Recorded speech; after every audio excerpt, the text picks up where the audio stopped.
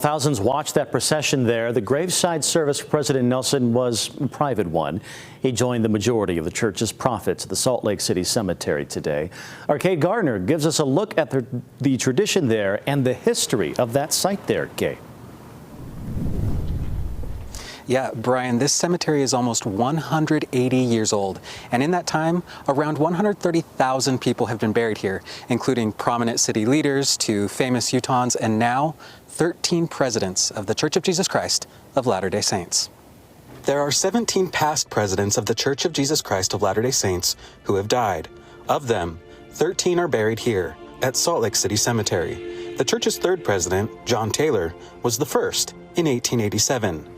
A large obelisk stands in his memory. For members, presidents of the church are considered prophets, seers, and revelators.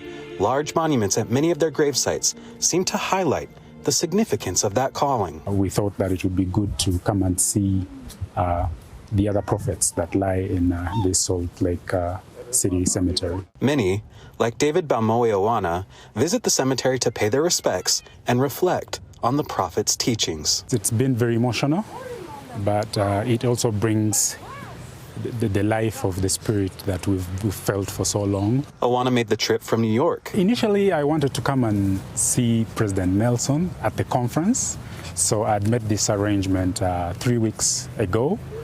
But when I booked my tickets, then the news came that the prophet had actually passed away. He decided to extend his trip and attend President Russell M. Nelson's viewing. And it was an emotional moment. From the time we entered the building, we could feel the spirit of the Lord. His love for President Nelson runs deep, having listened to him as a young man when Nelson visited his home country, Uganda. Lately, he announced the building of a temple in Uganda again. So I hope he's so dear to us because he has been part of the story in the movement of the church, especially in the parts of Uganda and the rest of the world.